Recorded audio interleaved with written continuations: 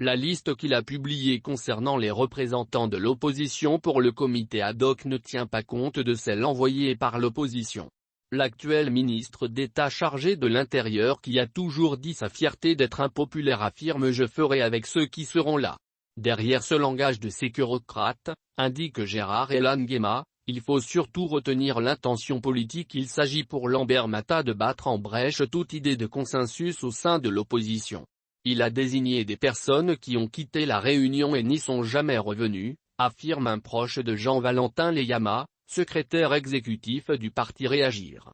En effet, lors de la réunion dite d'harmonisation des listes, les représentants du groupement corps, congrès de l'opposition républicaine et patriotique, conduit par Bonaventure Zigouman-Fouambi, se sont retirés de la salle pour répondre à une convocation, en promettant d'y revenir. Ceux-ci ne sont jamais revenus à la table des négociations. Pour leur part, les représentants du groupement Liad, très engagés la veille pour l'harmonisation des listes, n'ont pas été revus le lendemain. De ce fait, les autres partis ont poursuivi le travail qui s'est soldé par un consensus autour des listes à présenter. En présence du huissier, comme s'il se doutait d'une entourloupette en préparation du ministre d'État Lambert Mata, 2 listes ont été déposées au ministère de l'Intérieur.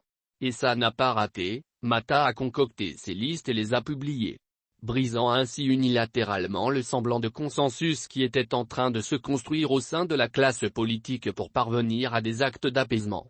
Les appels à l'apaisement sont-ils entendus? À l'évidence, non.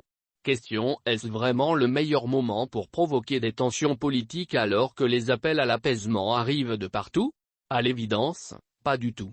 À 6 mois de l'élection présidentielle, il n'est pas nécessaire de commencer à attiser le feu.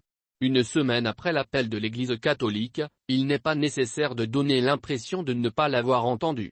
Il est regrettable que les messages de paix entendus ici et là n'exercent aucune force d'attraction ou même de détente à la venue de Cointet, regrette un ancien chroniqueur, à la retraite, du journal Le Progressiste.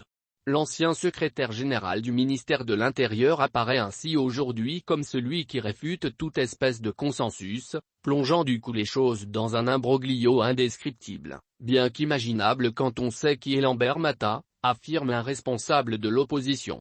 À l'autre extrémité du spectre, les opposants qui sont soupçonnés de travailler la nuit pour le pouvoir ont accepté de rester quand 3 de leurs collègues, Pierre Claver Maganga Moussavou, Jean Gasparant Toutou-Meilly et Jean-Valentin Leyama, désertaient la salle, vient porter l'estocade le même observateur.